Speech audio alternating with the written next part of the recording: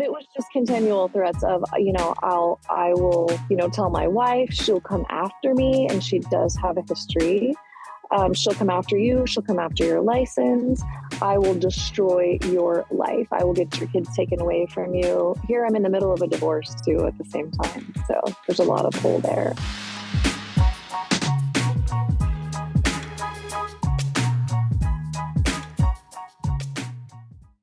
Shh. Welcome to the Secret Life Podcast. Tell me your secret. I'll tell you mine.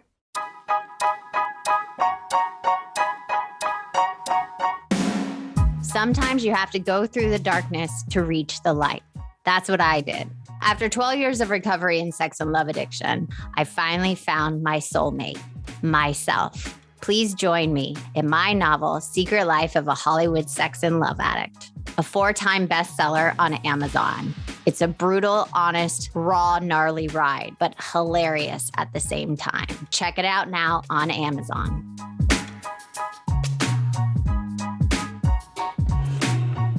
Welcome to Secret Life Podcast. I'm Breanne Davis-Gant. Today, I'm pulling back the curtains of all kinds of human secrets. We'll hear about what people are hiding from themselves or others. You know, those deep, dark secrets you probably want to take to your grave, or those lighter, funnier secrets that are just plain embarrassing. Really, the how, what, when, where, and why of it all.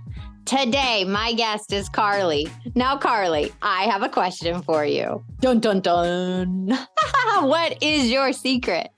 Oh my goodness. Yeah, my biggest life secret is how I ended up being literally held captive by a qualifier for about 2 years. And, on the outside, I was like this working professional and, raising 3 kids and doing all that. But nobody would have known that on a day-to-day basis, I was like being tracked and couldn't communicate with friends and was stuck at home. In my personal life. Yeah. So it's a complicated story, but I thought it would be better to start with the end first so that we kind of know what we're building up to. Yeah. Because there's obviously history there as to how one gets to that place. Yeah. So take us back to the beginning. Yeah. How did you get involved with this person? Yes. Well, we'll actually go back a little bit further than that, because it's important. I'll just truncate the, earlier years of my life. Let's just say that I became a love addict pretty early on.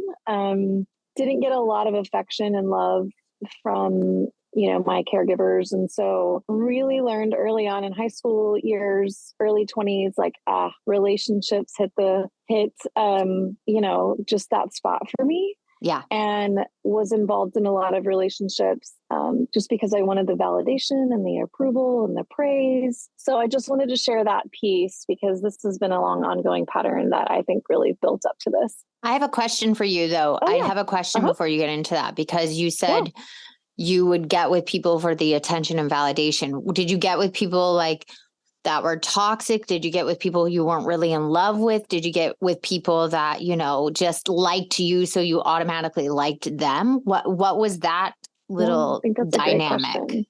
Yeah, I think that's a great question. I would say all of the above. It kind of just depended on the mood I was in, what I needed. Sometimes I'll even say like how desperate I was. Yeah.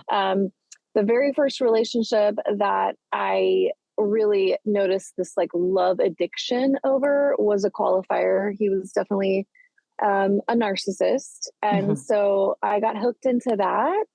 Unfortunately, he did rape me in a date rape scenario. And so I think that also there was this trauma bonding piece there. So you dated him after he did that? Yeah. He was the first. That was the first time I'd ever had sex. And I had told him I didn't want to have sex. I wanted to wait until I was married.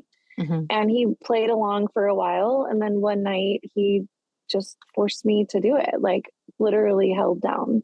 Wow. And so after that, and it was so confusing because at this point I was infatuated with this person and I just, couldn't see him for who he really was. And I was, 18. And so, and he was very popular and he was kind of picturesque. We were both pretty well into our sports and went to college for that. So it was kind of this picturesque from the outside, scenario.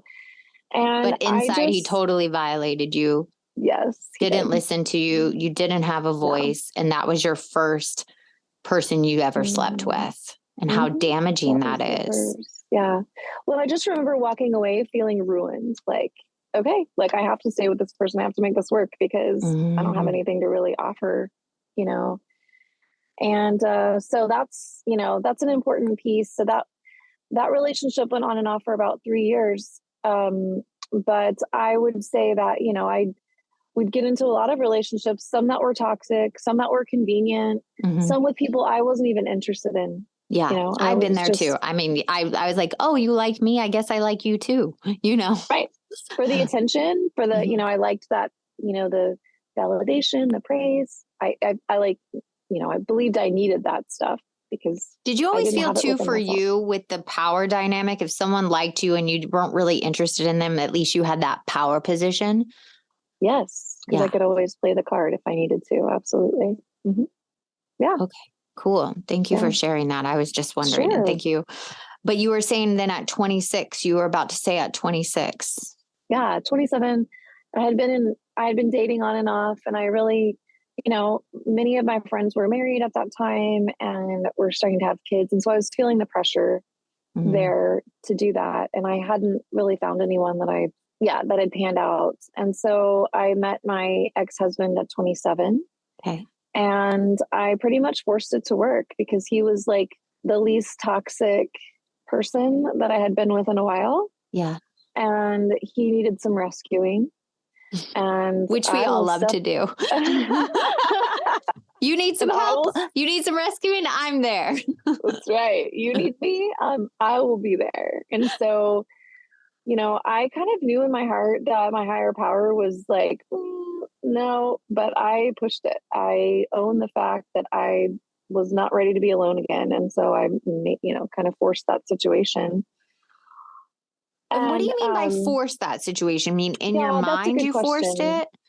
Yeah, exactly. Yeah, it wasn't, I mean, he was way into me and was fine. You know, I mean, he was pursuing me. I just had other insight in my heart that I was like, this, you know, it's kind of a mess. Like his family life was a mess. I mean, there was just a lot going on.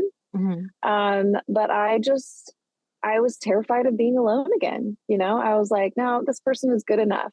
I remember saying that and thinking that like, this person's good enough because I think I believe deep down in my heart that I might be alone, you know, that I might not, you know, get married. And I think that had a lot to do with my like feeling of value and self-worth. But yeah, especially if everyone around you is doing it.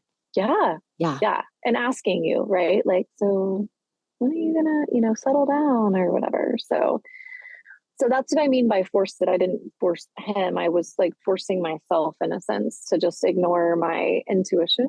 Yeah. I don't recommend that, but I would not recommend that either. Tip number one, don't ignore your intuition. That's right. Write that down. So we got married, and it's kind of, you know, I would say predictable a bit, but I was the love avoidant in the marriage. He was the love addict in the marriage. And he was very needy, and I was constantly rescuing and saving. And there was a lot of struggles in the marriage. Can you name some in case someone is in a marriage that is sounding similar? Like, what are some of the struggles you remember? You know, neither one of us really had a healthy sense of ourselves. So he, you know, I was very successful and confident in my career, and he didn't have that confidence. So he would over rely on, you know, me to sort of like build him up or, you know, help him get some connections or, you know, there was just a really over reliance on me for his like security. And then what's interesting, right? I, you know, have some enmeshment from my childhood. And so his like grabbing at me is what that felt like, was very like repulsive to me. I was like, oh my gosh, like I need you to like be a man, get your career settled. Yep. Step up. I need someone for me. You know, I'm forging a brand new like business and doing all this stuff. So, and so we would just kind of go round and round in circles with that. And he just didn't have the tools. And I didn't either, honestly, to just say, you know, this is who he is. This is who I am.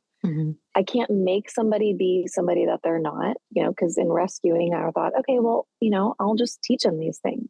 Yeah. Right. And I'll help them. And, that's not my job. I mean, I don't think that's anybody's job. Really, No, is to it's change nobody's anybody job. I mean, else. I've been with my husband for 18 years, and there's things that I don't struggle with that he struggles with that I can't fix for him or Mhm. even teach him. It's like Right. he has to do it for himself with outside help. You can't do that Exactly. within the relationship. Exactly. Exactly. And I didn't have like a family that, sought different help. So I just, went in with that naivety of like, oh, well, I'll, help him and change him. And exactly, it was so disempowering for him, right? Because Mhm. I'm the one who's sort of like helping him through everything. And I think it was really emasculating in some ways, not intentionally, but when somebody's like constantly helping and rescuing you, that doesn't feel empowering. That No, you know you don't is get to even build exact that inner opposite. self of Exactly. self-reliance. Yeah. Right. Yeah. So as you can imagine, the cycle went on. He would grab at me, I would pull back. He would get really angry, right, that I was pulling back, and he would not feel loved and cared for. And, and then I would just, so he'd grab some more, I'd pull back. It was just kind of this really long cycle. Yeah. So, eventually towards the end of the marriage, we were together, we were married for 14 years. Towards the end of the marriage, we had both just sort of, I would say, become apathetic. Like, we're just living Roommates. together. Yep, exactly. Yeah. He kind of got settled in his own career, which, I mean, that was good. And so I think we just sort of like came to status quo, if you will. We weren't like intimate. We weren't connecting. We had 3 kids, well, sorry, 2 at the time Mhm. towards the end of the marriage. And so we were just living, and it wasn't bad. It was Yeah. just, but it was like very lonely, just like, okay, and throughout my marriage, I didn't want to get a divorce. That was something that I should throw in here. That's just Yeah. some of my own personal, things. Um, and, my parents pushed through their marriage. I'm not saying that was necessarily the best thing, but that's what I think. I just had agreed to, like, okay, this is what it's going to be like in my marriage. Like, we're And just I going have to to, make the best of it. And I'm just going to like keep living and exactly, not thriving, but almost exactly, surviving. Right. exactly, Yeah. exactly, exactly. And, and, I think that there was just this part of me, like, this is what I meant. We just had become apathetic. Never once in my marriage did I ever look at another man, talk to another man inappropriately. I really didn't. I didn't. I just never, and I had not been unfaithful to anybody before that Mhm. in any of Mhm. my relationships. And I'm not saying that was like self praise. It's not something I just didn't believe. I don't No, believe in I think that. that So, I think that's great because lots of people do that. Even DMing yeah, or getting that attention somewhere else or having right. a close friend. That's what I hear about. I'm like, close friend, please. Or emotional Yeah, affair or even a physical affair. Like people do those right, things instead of saying, hey, something's wrong in this marriage. But yes, I think right. it's great you didn't go that route. I've went that route. I Yeah. was the cheater, totally. So, I mean, it's interesting, right? The route that I went was just like sheer self deprivation. That's really what ended up happening is like, Yeah. okay, well, I'm going to settle for this and it's just going to suck and we're going to make this happen. And, I just won't have what I need or what I want. I don't know. Like, I just settled for that. And that's an old lifelong pattern as well. Yeah. And my Mirrored career to is you important. by your parents, Sorry? it seemed. It was Yeah. mirrored Oh, yeah. almost. Oh, Yeah. yeah, exactly. I was there for them. They weren't there for me growing up. I was there for them. So that's Right. exactly, yeah. So my career is important to mention at this point because I am in the mental health profession or the field. Yeah. And I work with sex addiction. I work with sex addicts Yeah. and with couples. And so it's interesting, right? Because I had a lot of insight and a lot of knowledge about, what does happen when you go outside of a marriage and, just all the stuff, right, with betrayal and Hmm. trauma. And so, anyways, had worked with, many a male individually at that point, some quite, truly narcissistic, truly, controlling, manipulative. And I had actually learned how to advocate for myself and draw some really clear boundaries throughout those years with working with that population. Yeah. And at that point had even just, had to fire some clients depending on the situation of appropriateness and, that sort of thing. So first you learned in boundaries in your career before your relationship. Yeah. Yep. Yeah. Which I understand that in a lot of ways, just because there are more clear boundaries in a profession, I believe, right? It's like, okay, no, like we're not here to flirt. Like I'm here to, we're here to work through what you're working through and hopefully get your marriage to work, something like that. So anyways, but I bring all that up because, when COVID hits, there was a few different things. My ex-husband lost his, he was in the airline industry, that the airline industry went under. He lost his job. Yeah. And he really spiraled into a pretty significant depression. Right. Then he had an accident. He actually had a really bad accident and injured his hand. It ended up amputating a finger in our backyard. So I say all of this because during that same time, so with COVID, I'm starting to work full time. I am, he's unemployed. I am taking care of the kids as well. He's injured his hand. He had to have 3 surgeries on the hand. So he cannot help at all with our children. Shitstorm. It was horrible. It was horrible. Yeah. And then the last straw was, he was going to change careers again. And I was like, I can't, like, I'm drowning here. Like, I can't support you through another career change. I'm, growing the practice, doing all this stuff. I can't do that. Right. To which he was very hurt and angry and whatever. And at that point I just said, I'm done. Like, I can't do this anymore. I need a separation. I can't do this anymore. You were tapped out. I was You were mentally, emotionally depleted.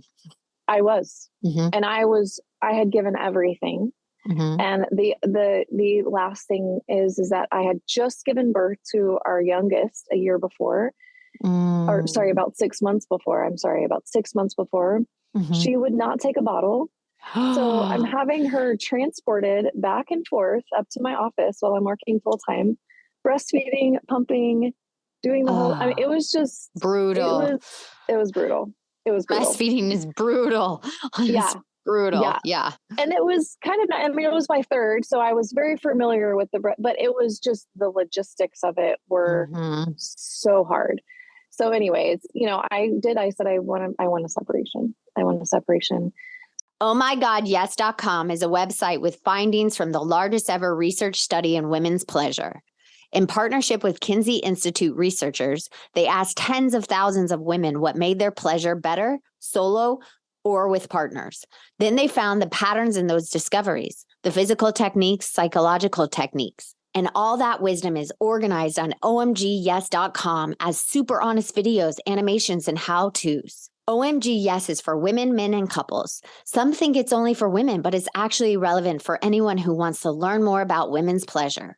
One thing their researchers found is how easy it is for us to lose our curiosity about pleasure and intimacy. So many of us think things like, I've already got techniques that work for me. I'm good. But finding out what works for other people can help you find new things you didn't even know you and your partner liked. There's always more to explore. I've used OMG Yes, and it really does feel empowering to see these experiences and techniques detailed so openly without any blushing or shame. What they're doing is long overdue. Go to omgyes.com/secret life for a special discount. That's omgyes.com/secret life. So essentially what had happened is about 2 weeks after we'd separated inside of our house at that time because he didn't have a job and I needed help with the kids wherever I could get some support, whatever. So we just did that. And a client who I had worked with for about a year and a half had started giving me, probably the month before. Clients can read energy, by the way. I'm just going to share that because, they just can, right? You're in a room with another person that you talk to often. So this client had inquired, is everything okay? How's, what's going on? We had worked together for about a year and a half. This client is married. And had given off kind of this flirty vibe that I had shut down a few different times. Absolutely not. Yeah. And that's not what we're here for. This client had inquired, hey, is everything okay? You seem a little off. And I just didn't give any details. I just said, yeah, I'm just going through a lot personally. There's just been a lot going on. Yeah. And that's about as many details as I usually give, honestly. Yeah. And so just to sort of truncate this, they were very persistent and, and I had told this client, I said, I think our work is really coming to a close right now. I think at the very least, we should take a break and, we can pick it back up later if you guys are needing some more. I was working with him individually to theoretically sustain the marriage. Yes. To which he said, no, I don't want to break. He said, I enjoy coming here. This is kind of my outlet, if you will. And you're one of my best friends. To which I said, no, I'm not. Oh, no. Red flag. Yeah, exactly. To which I said, no, I'm not your best friend. I said, I'm flattered in a sense just to know that you feel a connection. I said, but that's not what this is. So he said, well, I think I would start spiraling backwards if we didn't meet. And I said, okay, we can do this for a couple more months and then we can just go from there. Okay. Mistake number one. That was mistake number one. Not trusting your instinct to know it was not done. trusting my instinct. Yeah. And twice I had mentioned us closing our work. And at this point I had started to become, internally, not externally, really like, what's the word? Just, I think impressed, right? That this is a person very successful, very well known in the community, was even like having those feelings or thoughts towards me. It was flattering. It was flattering. Right. And if your marriage is dissolving and you just ended it, yes. So there's this wound you have to heal, right? Yep. Any relationship that ends, there's a wound. Mm-hmm. So you hadn't healed. And then this guy that is probably attractive, really, sure. That's flattering. I get it. Yes. Yeah. And so he had said, anyways, we kept meeting and he had mentioned a few sessions later, he was like, sometimes I just think it'd be helpful if I could call you in between session and check in about a few things. And I was like, no, I'm not okay with that. I said, first of all, I think that would really be very difficult for your wife that you're just calling up another female, even if it is a professional. Yeah. I said, and I don't want any red flags raised with her coming after me, like with, just, it's very sensitive in the field of betrayal, right? Oh, yeah. Well, you can get your license and stuff taken away. Yeah. Sure. Yeah. Mm-hmm. And I'm another female, right? That the partners are talking to. So I'd never met with the wife or anything at all. That wasn't something she was interested in. But nonetheless, I just told him, no, I'm not okay with that. So about 2 weeks later, this person calls me from another number and texts me from another number. Uh-huh. And, I think at that point I was just like shocked and really flattered, intrigued, but also terrified. I'm going to use all of those words all together. And I texted back. Oh, I didn't text back. No, I did not text back. I called because I didn't know who had access to what. Yeah. And I said, what are you doing? And where is your wife? Like, what is going on? Yeah. And he was like, well, I know you don't just like me as a friend. And I said, no, I think the story is you don't like me just as a friend. So we got into this conversation and he said, he essentially just begged me. He was like, can you give this a chance? Like, I want to make you the happiest woman in the world. I know how special you are. I think you're incredible. You're smart. You've got an amazing career and practice, blah, blah, blah, blah, blah. All the flattery, all the love bombing. Let's just name it what it is. All okay. The love bombing. First of all, tip number 3, he didn't respect your boundaries and called you on a number. Tip number 4, he love bombed you while he was married. There we go. There's all the tips so far for everybody. All the tips. That's right. We're writing this down. So, but here's the thing, right? Is like at this point, I was in such self-deprivation that this was all, very, very hard for me to resist, even with all of what I had done. Oh, it is. Absolutely. That flattery, that high, that feeling wanted, especially after being in a marriage that didn't, wasn't healthy. You're like, anything. You're like thirsty for water, exactly. Yeah, exactly. I love that you said that because I have three close friends who all use the same analogy. Like, thirsty people will drink dirty water. Oh, And yeah, I was they like, will. so true, so true. So essentially, he said, look, can you just think about this? And I was like, there's nothing to think about. I said, this is my license. This is my life. I said, I can't do this. Mm-hmm. And so at that point, it did start spiral. He started spiraling, into like, well, I'm going to kill myself then because I can't not have you in my life. Tip number And 5, if someone's going to kill themselves over you, run. There you yeah, go. it's true. It's true. Although that was a huge trigger point for me, honestly. I just, and he was like, and everyone will know because you're my therapist. And so, it was going to make it sort of this like, it was insinuated, right, that it was going to be this very public thing because of me. Yeah. And this is somebody who has connections, with everybody. Yeah. Let's just say later on in the story, I didn't call the local police. I called the city police because he's connected. So that being said is I panicked and I was like, and he was like, just give it 30 days. And I was like, fine, I will give it 30 days. You said fine? Oh man, you were taken hostage already. What are you signing a lease for 30 days? Like, oh, well said. Thank you. You know what I mean? Like, yes, the insanity of that. Yeah. Yes. I was terrified at this point. It was sheer terror. Mm-hmm. I couldn't sleep. I couldn't eat. I actually went home and told my husband, who I was separated from at the time, I was like, look, this person has started pursuing me. I'm just not a secrets holder. I'm just not. I was like, so I said, I don't know where this is going. I said, but I just, I'm not going to be lying about these things, So anyways, let's just fast forward. Almost the same scenario happened with my first boyfriend, where this person ended up sexually forcing himself on me as well. Yeah. So second time someone you dated took advantage of you. Yeah. Well, if you can call it dating, I would say it's sort of like Stockholm syndrome, but yeah, totally. You got held hostage. Let's just say like he was threatening suicide. Your license was going to be taken away. He could have made up lies, all that stuff. And you were being held hostage, and he took sexual advantage of you. He did. Yeah. And I, again, told him, I was like, I'm not even there yet. I don't even know you in that way.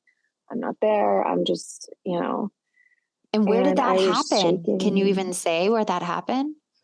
Yeah. I had gone away for a weekend to the beach in this area, and he asked if he could drive down because it was just me. And I said, yeah, let me think about it. And so I said, yeah, that's fine. So we met up actually like in this public place. Okay. Anyways, and so we met up in a public place, and we were just talking and it was chill. Yeah. And then we ended up, and this was again not what you want to do, but we ended up going back to my room. It was freezing and raining. Yeah. And so we ended up going back to my room, and it was a big suite. And so we were just sitting on the couch area. And I was really intentional about all of that too, honestly. And then I can't really remember parts of it. I disassociated pretty bad. Yeah. And I kept having some flashbacks. I had several flashbacks during that time. And then, so he forced himself on me. And I have such a hard time saying no, which is just sort of my trauma reactivity there. Well, you freeze probably. I do. I mean, even if you don't say no and you freeze, are being taken advantage of. Yes. Yeah. Like before you could say you'd have to say no for it not, but you actually don't. Yeah. That's still sexual assault. I just want to make that clear for anybody listening. No, I like that. I appreciate that. Yeah. I was physically shaking, and it was just full on compliance mode. And this person had already, I didn't have a no with this person. So that happened. And that was a real turning point to where, again, it triggered this, like, I've got to make this work because I'm going to lose my entire life. Like he's going to destroy everything. Yeah.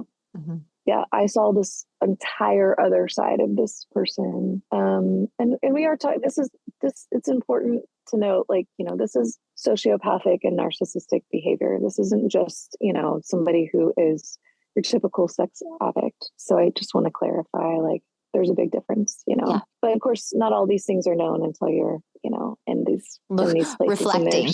Yes. Right. Until you're showing their true self. So, but essentially this goes on, right? For a year and a half. Wow. You were held hostage a long time, man. Oh yeah. Yeah. I tried to leave numerous times, but I was like tracked, sometimes followed by different people, and it was just the whole thing, and I did try to love him, to survive him. I did. I tried to, there were attractive things about him and good things about him, but he, it was just. Was he still married? Oh yeah. Oh yeah. So you were even a secret in that. Oh, absolutely. I was completely secret. He refused. He could not leave the marriage until he knew that I was all in, because he's terrified, and he was straightforward about this. I'm terrified of being alone. I cannot be alone. He's terrified of it. And he was like, you don't understand what happens to me when I'm alone. And of course, in my mind, I'm thinking, yeah, I do know what happens to you. Yeah, right. Tip number 6, if someone can't be alone, abort mission. Right. There you go. So yes, this whole time, and I kept telling him, I was like, she's going to find out. Everything in the dark comes into the light. She is going to, and let's be clear that this wife, rightfully so, had trackers on all of his vehicles. This is somebody with multiple trackers, cell phone, tracked his cell phone, had everything synced. He's calling me and connecting me with a secret phone this whole time. And and he's having to play, he's living there, and they are separated in their house as well. And they have been for a long time, but he's living there because he can't leave her unless he knows everything's okay with me. Well, I'm not giving him any indication that I'm sticking around, because I'm continuing to try to abort this whole thing. Yes. But it was just continual threats of, I will, tell my wife, she'll come after me. And she does have a history. She'll come after you. She'll come after your license. I will destroy your life. I will get your kids taken away from you. Here, I'm in the middle of a divorce too at the same time. So there's a lot of. I know we're running out of time, but how did you get out of it? I'm just like on pins and needles. Like, how did you actually get out of it? Well, what I did was I secretly planned to admit to trauma treatment. I knew I needed to go to treatment and get out and just bite the bullet and risk. I'd already had a restraining order on him at this time. Yeah. Which he was complying with as long as I didn't leave him. Yes. But all threats were still at bay. He's like, I'll post pictures of you all over the internet. I'll do, whatever. So it was, so I essentially had to make a secret plan with my best friend. She, booked the tickets, and I, did all the treatment planning, and I did it all in secret from a different device. And then one morning, actually, unfortunately, it was ironically on his birthday. Happy birthday. I woke up and I left and I was gone for a couple of months. Wow. And there was a little bit of contact had after when I came back. This was really different. It wasn't anything like that. And that was it. That was it. Essentially, I don't really know what happened. I fully believe that God just rescued me from that situation. Yeah. And he got distracted or something by somebody else once I was just unattainable. I just was gone. You just cut it all off. You just pretty much just disappeared to save yourself. Yeah. That's what I tell people I work with. I have this one client. I'm like, disappear. Oh, wow. You can disappear. You can go. You can go. You can get out of this. You can get away from this abusive person, So, wow. If it's bad enough. If you're stuck, disappear. It's okay. Mm-hmm. Yeah. Because a lot of people think that's weak, just so you know, and I don't think it's weak. Oh. Well, I'm back in the same area. My practice is what it is. Yeah. I didn't even get to this part, but she did find out about the phone and about me. And so my license, the board was very, very supportive actually, because I just told them the whole truth and I had evidence and all this, texts, and I told them the whole truth of the situation, to which they were very gracious of and understanding of, because honestly, I should have had my license revoked. That's just the reality of the situation. But I did not. I don't have any restrictions on my license. And I see that as just the grace of God, That is as the far grace of as, God. yeah. And Yeah. also your authenticity of the truth. Do you see what I'm saying? Like Yeah, I there's agree with that. accountability in saying, yes, Right. these are the things that happened. Yeah. Here's how it Yep. happened. Did I have a part in it? Yes. And I told them all of that. I did. I think that is the saving grace of you. I just have to say, because there's this Thanks. part of you that's really authentic in the real and the raw and the struggle with yourself and with others. Yeah. Thank you for that. I appreciate that. I do believe that the truth sets us free. I do. It does. Oh my God, we're running out of time and we could literally talk forever, but is there anything else that the listeners you think need to hear or something that you really learned from this experience? I know we only have a couple minutes left, so. Yeah, it's okay. I just hope that some people can maybe connect with some of the details. It's a crazy story, so not all the details, but bits and pieces, right, that you can connect with. I still work program. I am in a 12-step recovery program for sex and love addiction, and I work program, and I've learned so much through this, just about even what I want in my own relationships, personally and professionally, yes, but more so personally. And, that everything has a silver lining, all tragedies. I've grown so much from this, and I have such a just heart in general for, people going through this, but you don't have to stay in that. You do not have to stay in that, no matter what. No matter what. Thank you so much for coming on Secret Life. I'm so grateful for your story. Yeah. Thank you for having me. And if you want to be on the show, please email me at secretlifepodcast@icloud.com. Until next time.